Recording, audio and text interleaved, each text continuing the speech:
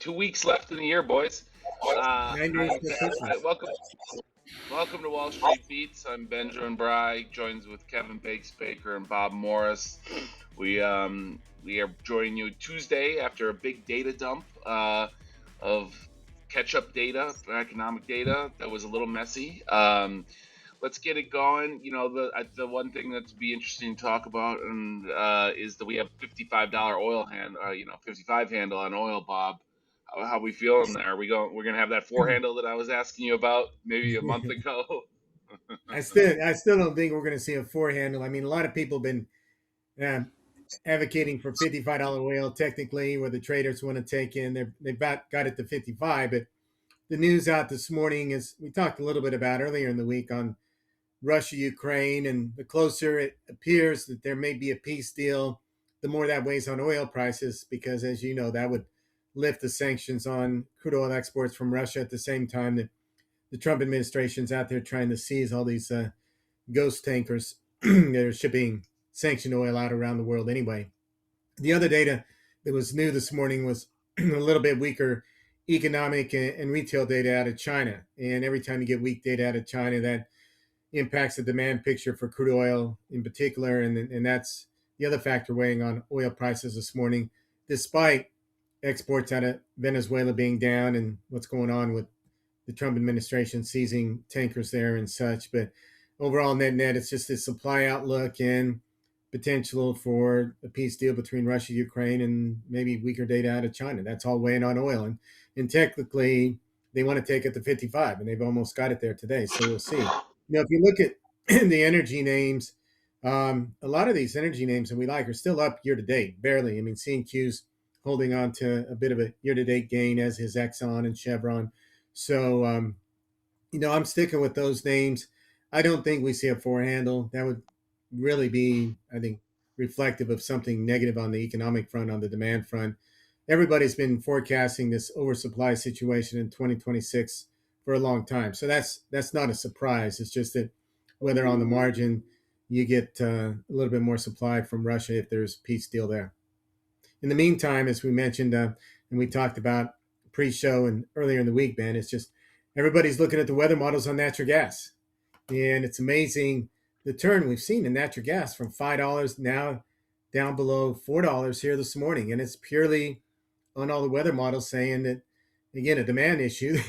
if the winter's going to warm back up and we've got El Nino and it's not going to be a colder than normal winter, if the winter's over, as your buddy said, Ben, that's not a positive for natural gas. But I'm sticking with the gas names. And, in particular, what I'm keeping an eye on is Expand and EQT. And I've got my Chesapeake hat on this morning. That's Nice. Expand used to be Chesapeake. Expand's the old Chesapeake, but it's a different company now.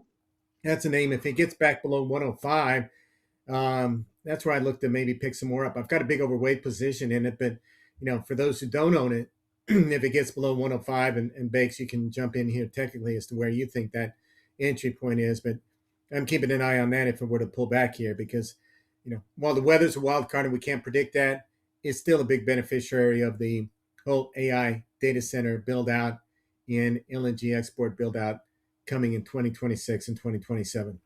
In the meantime, the only thing I'm really doing here is I'm continuing to nibble on Valero. I don't have I'm far from a full position in that, but I like the name. And, again, a name that should benefit on lower oil prices with the economy remaining strong.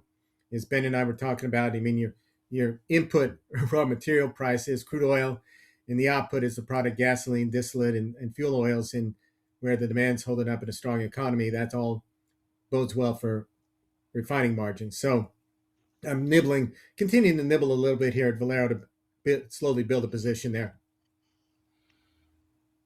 Yeah, well, I haven't thought about refiners in a long time. Let me see that Valero chart. Bakes, I mean, it's not you big got year to the, date.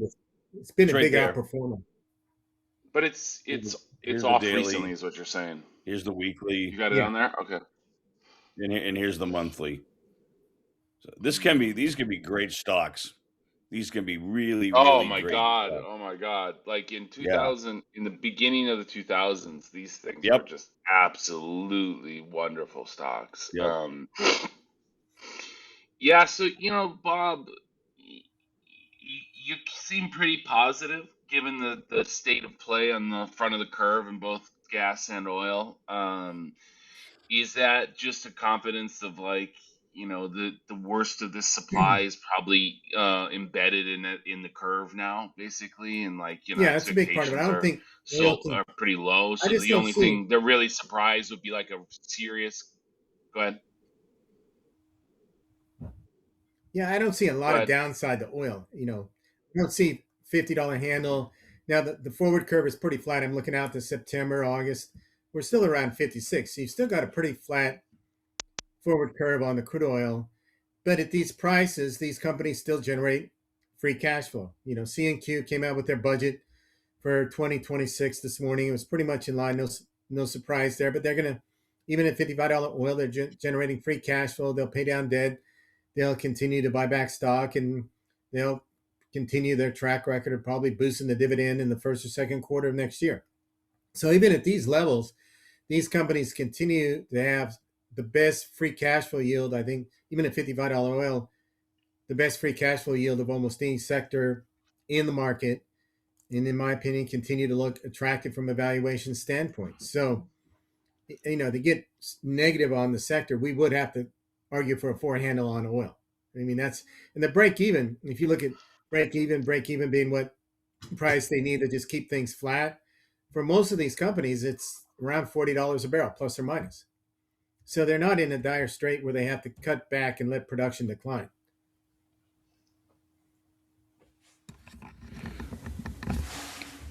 Still there?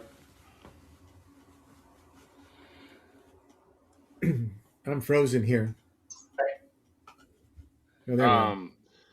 Bob, let me ask you this: is the when you look for a oil equity that has the highest beta, like I was just pulling up CRC, California Resources, that was always one. You always had Danbury. Like, what's like the high beta play on oil within equities these days, in your I opinion, mean, or is there even really one anymore? probably Oxy. They've paid down a lot of Yeah, debt, but they've still got a fair amount of debt. They're very well levered name. Um, Oxy's going to be up there. Diamondback's going to be up there. C&Q's an oil levered name. But yeah. Oxy's sort of the data. Oxy's chart. Like, Oxy's, actually, Looks like yeah. Say, what do you think about that Oxy chart, Kevin? Warren got this. Warren got this one wrong. yeah, and I've never. So far, he's gotten it wrong. He's Yeah, a longer term player. So How long has he been here? 5 years? Yeah, I think it's he started getting more involved than right 5. around COVID.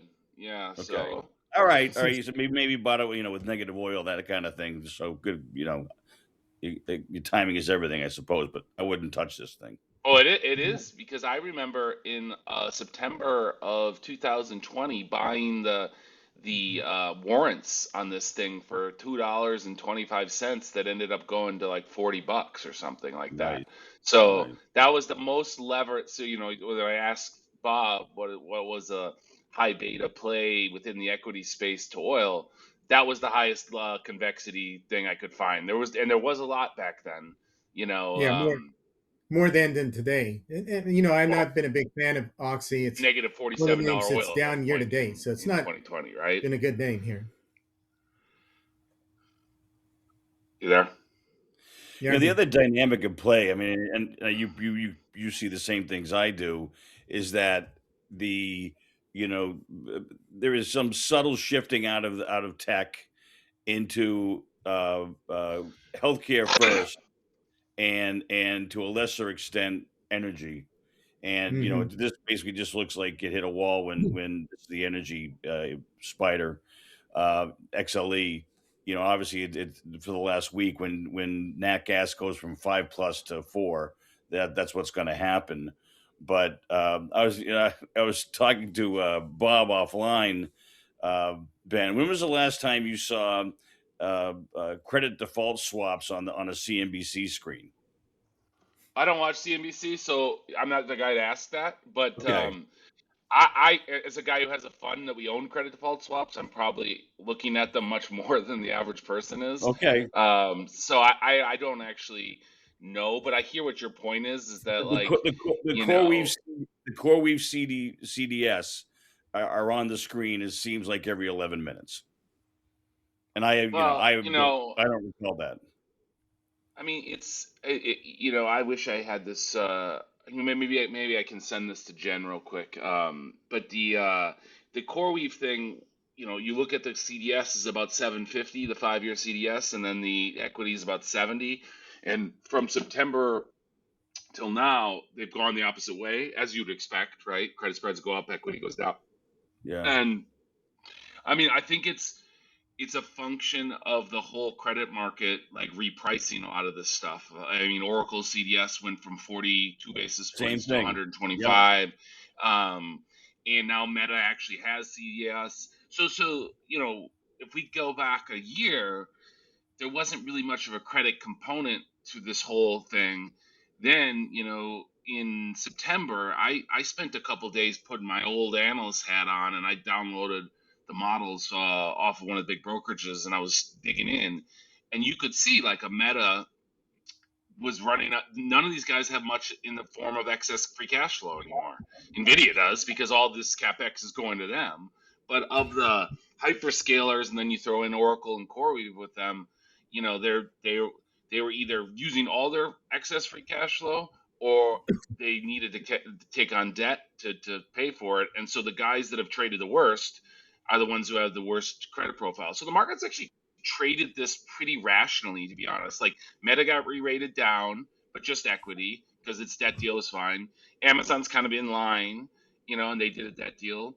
Google's been up because people like the TPU thing, and they did a debt deal, but it was traded okay. And then CoreWeave and Oracle have absolutely gotten hammered because their financial position is by far the weakest. And I think the real thing of why they're probably putting this on is because I think there's anxiety right now. I read an article this morning that showed there's a huge amount of pushback against these data centers. The amount of data centers that are getting rejected across America is skyrocketing. I think we're up to like 37 or 38 that have been Yeah. rejected. I think there's a serious pushback, and I think for the next year, for the midterms, this will be one of the bigger political issues. If we have $55 oil, I do think the inflation thing's not going to be something people are talking about. I think that's yesterday's news, the inflation worries. But that can be rectified also with lower margins. But the thing that will matter is this AI and this data center thing, and people's utility bills keep going up, and so that is actually one area of inflation that's really driving people insane, along with the healthcare premiums. But that is something to keep an eye on, especially for if you have a bullish thesis on, Kevin's, you like the nuclear names and the uranium miners and some of these power names, and all that stuff's been re-rated very sharply down because I think there's it's just a combination of effects of like, oh, we're debt financing this. We're not sure the return on investment. There's a lot of people questioning whether OpenAI actually is going to ever be able to pay the bills on all these obligations that they kind of sent out there. And so, it's a good time actually for picking stocks because even within the Meg 7, there's more dispersion within the Meg 7 than there's been in years, right? Like year to date, Amazon's flat, whereas Google's up 42, and Nvidia's up 30, 31, and a few of them are just single digits. Meta's like up 7, so and then if you wanted to go into the higher beta stuff, like I shorted. You guys know I shorted a lot of those bubble stocks in October, but like I shorted the Oklo, for example, at 166. I think that thing's got an 8 handle on it now. So we've had some serious repricing of this entire thing going on, and now with energy prices where they are, it's definitely an interesting time to be involved in this stuff. I guess is all I'd say. Yeah, and there's a lot of that NIMBY theme has come back where now people don't, like you pointed out, don't want these data centers in their backyard. Yeah, I think the water part of it is a big part of it too. Like if you go, if anyone wants, just go to YouTube and Google like Meta data center or data centers rejected or the dark side of data centers, something like along those lines for the search. And there's lots of videos like showing like what's happened in communities where the water it takes up a lot of the water. Now, Yep. over time, it actually should help their power bill. So I think that that's more of a political narrative. than it is a reality. A data center should actually help the power situation, but all these utilities keep rising double digits on people, and I think it's pretty clear that the demand for power is pretty strong. Now, let me ask you one thing follow up, Bob, and I don't know if you have an opinion on this, but I had a conversation yesterday, and I was looking at an old deck from a couple years ago about the space data centers, right? And there's no, you laughed, but like my buddy who's the power trader I was talking about before was saying very seriously that if this takes off and SpaceX can get these things up there, that everybody's outlook for power demand in the U.S. will go away by 2030. He said it won't. This story won't play out if that if they go that route. So I know it sounds ridiculous, No, no, but no. like Gavin Baker was on with Patrick O'Shaughnessy's podcast and talked about this at length. And obviously, Elon is a huge proponent of this. So I'm just chuckling because I just listened to it the other day, and to have it, as usual, you scan the globe for the constant variety of investing. So it's intriguing to me. I yeah, don't I mean. reject the other hand. No, it just, I guess it's one of those things just to keep an eye on. Because I go back to one thing that I went back and I was reading a lot of the old PGM reports from 1999 and 2000, 2001, You need a because back hobby. then there was, what? You need a hobby. This is his hobby. I kid because I love. Sorry, go ahead. Um, well played, Bakes. Um, the no, but it was because sometimes what's really it's very useful to go back and gain historical perspective by seeing what people were saying back in time, right? Because all humans have this revisionist history where they're like, well, I saw the great financial crisis coming. It was obviously a bubble, or and it's like, well, did you act like that? Did you behave like that? But my point is that there was big power demand expectations in the build up of the internet and the build out of the fiber, Yeah, and so if you go back to the .com, the big stocks, the big pure play was the infrastructure, which is again where it is here, right? And most of the people I know still think like ultimately the value will accrue to the application level.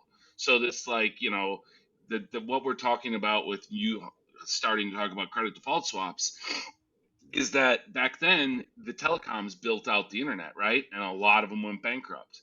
And like the darling of all of them, Cisco, uh, just got back to the yep, price it yep, was in 2000 March, right? When it was the biggest company in the world briefly.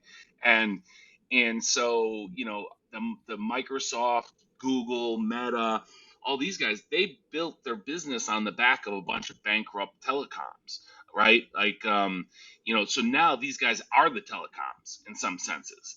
And so that is, I think, what's going on. The market's grappling with, which is that there's some of this re-rating is going on, is because their capex, the capital intensity, is increasing, and there is a pretty large uncertainty right now about the return on the capital. And Right. if you fund it with your own free cash flow, the market might give you a pass because they're like, okay, it's growth, whatever. But you start funding it with debt, market's going to take it a little differently. You know what I mean? Like there's yep, guys, because look no further than the last Meta earnings call. Meta had a pretty good top line number, yeah, like, and they actually took some share in ads, but the market, the equity hold, there was definitely big active management guys who said, we do not have an interest in you spending our money, and they sold that thing. I mean, it was red candles from the day they reported for a month. It was like it was just down, down, yep. down, and that's what you see when you see a big guys getting out of their position where they just sit on the stock until they're out of there. I mean, my old shop, that's how we would trade out of things, which was a big Boston-based mutual fund. So, This shall remain nameless. well, there's a couple. There's a couple. Yeah, there Um, is. There are. Anyway, all right, Kevin, what else you got for us today? Yeah, before I get into this, just real quick on uranium. I am more bullish by far on uranium, the metal, and the miners than I am the nuclear plays and the SMRs, and I'm positioned accordingly. And the distinction that I make is that I think people are very U.S. understandably so. But there's enough demand from China and India alone to get uranium prices much, much higher. Even Japan is reopening some of their plants, and that's the genesis of this bull case back in 11, the Fukushima story, and we're just seeing it in price. Uranium is at 78.40 right now, off of the 50s. I think you take out 84, and then you really get a good chance of taking a stab at the 106 level and then the 130 all time high. So I think it's about the most inevitable uh, uh, uh, trend that I see. If there's an accident that's really meaningful, then all bets are off. But I'm more uranium bull than a nuclear bull.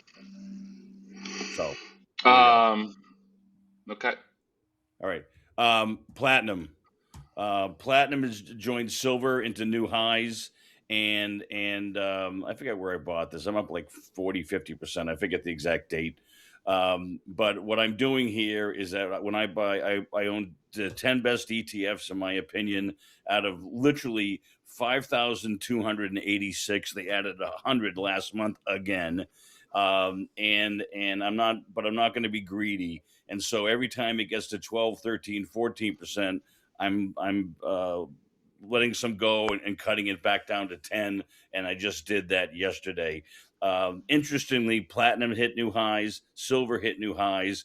Gold hasn't, unless it's happened while I've been on the show and I haven't been looking at the gold price on my screen. But you had a little bit of a divergence there, and gold looks like it's threatening to take out the high. And then I think you have another leg to the upside for all the precious metals, which is interesting. While Bitcoin flounders at 87,000, down from 124. So um, this is a trade that's working. I'm going to let it continue to work. It is clearly one of the 10 best ETFs out there, and I'm letting it ride. But I'm not going to be dumb and not do anything and have it become an inordinate percentage of the portfolio. So I'm letting some go. All right. They all kind of look like this, but MSOS, I'm here. I've got 4%, and as soon as Trump gets his pen out, I think this is going to be another rocket ship. Now, Lucy has pulled the football away many times. I'm not naive, and so I'll shoot this thing if the football gets pulled again.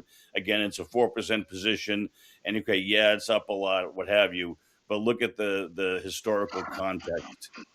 When you go from Schedule 3 to Schedule 1, I think this is going to be pretty significant. We've already taken out that trend line, and again, we just look for confirmation, and you've got a whole bunch of people that just start putting money here, and the income statements of the companies start to rip, and you've got all kinds of people at nameless Boston mutual funds that start to put a percentage of their portfolios in this. So Do they I'm though?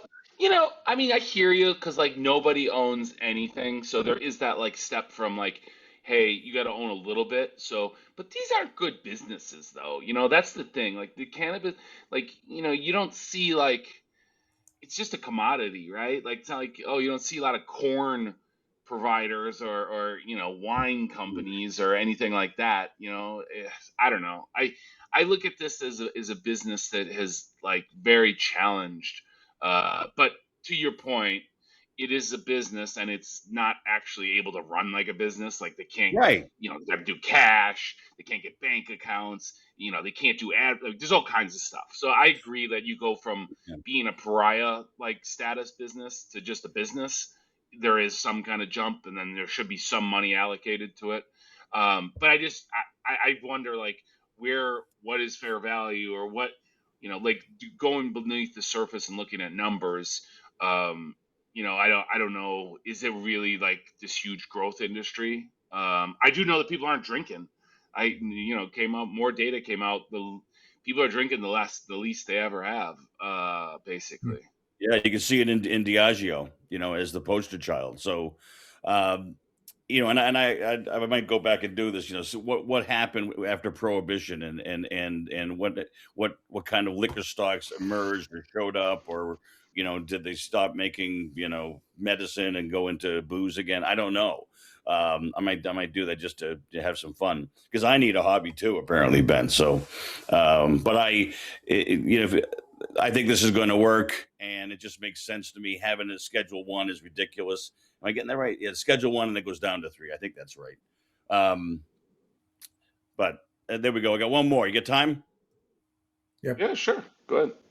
I can't believe I'm doing this, but Tesla wants to take out this 488.54 high, and I mean, it has been overvalued at 100 and 200 and 300 and 400 and 473.50.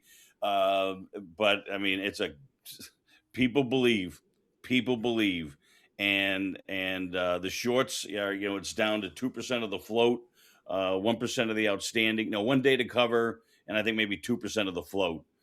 So the shorts, understandably, have gone by the wayside.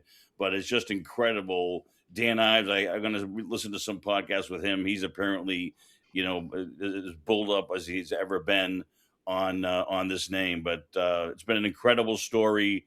And I can't own individual stocks. If I could, I don't have the guts to do this. I'll be honest with you. The PE is bananas. And I'm also struck by the fact that Tesla's up, Rivian's up, it was, and Ford getting out of EVs acted pretty well. So it's interesting times, but the Tesla has been the consternation of value players everywhere, and it still looks like it wants to go higher. At 488, I think it goes. Did they say SpaceX? Isn't SpaceX like what was the deal with SpaceX? They were buying some stock or something. I Somebody was. don't. Yeah, I don't. I forget the I have to check transaction, that. I but there saw is. some headline that was goofy, but Tesla's the craziest stock there is, honestly. Like, Oh, I mean, like it's it, it incredible. it it fundamentally makes no sense here. They come out in Europe and they say, "Hey, we're pushing back the ICE component." Like, so everyone's pushing back against the EVs. There was a guy yesterday who came out. I don't remember which car maker it was, and said, "Hey, Ford. people just aren't buying these $50,000 to $70,000 Ford. cars." And yes, Ford. Okay, thank you. And $19.5 billion hit. yeah, and so what they're going to go into is more and more hybrids, which was my thesis. A year ago when we first started in Wall Street, there was a stock that was a spin-off of Borg Warner, and they were direct pure play buy on the hybrid story. And it seems, we have a hybrid here in LA, which is great because gas is expensive out here because of the lack of refiners. So a lot of people get EVs, but it's still kind of a pain in the butt. So like I think hybrids they're pretty nice. You don't fill up your tank that much, and you get kind of the best of both worlds, to be honest. But like Tesla, I don't know. Like what robots is that's the new story now? Like I mean, I struggle with this thing. Like, but I do agree with you. The chart does look good. Like that is an objective statement. Yeah, and I just, I don't know. I bring it up as a cautionary tale. How many people, this is the most absurdly valued stock. It's worth more than all the other combined ICE car companies. And I go, okay, but it's still 477, and it's ripped the shorts faces off for 400 points. And look at, this is Toyota. Toyota, I think, is the king of all hybrids. I think they're wonderful cars. That's hitting new highs. So I don't know. No. Yeah, I mean, who knows? All I know is that Tesla is its own entity that is unexplainable by logic and reason. Oh, the So other thing was, they have they've freed the Austin robo taxis. You no longer have to have a person waiting to grab the wheel. They say they've got the safety and technology to the point where they can have driverless cars. So I think All that right. was part Well, of it. maybe that's it. Maybe that's what it is. All right. Anything else, Bob? Or else let's get out of here. Let's call it a day. No. All right. Cool. Yeah, we'll keep it tight. So, right in the button. Third. Benjamin Bride. That's Bob Morris. Kevin Fakes Baker. This is Wall Street Beats. We will be back this week. Come check us out at wallstreetbeats.com and have a nice day. See you guys. Thank you. Thank Bye, you, guys. Jen. Later. Bye. Appreciate it.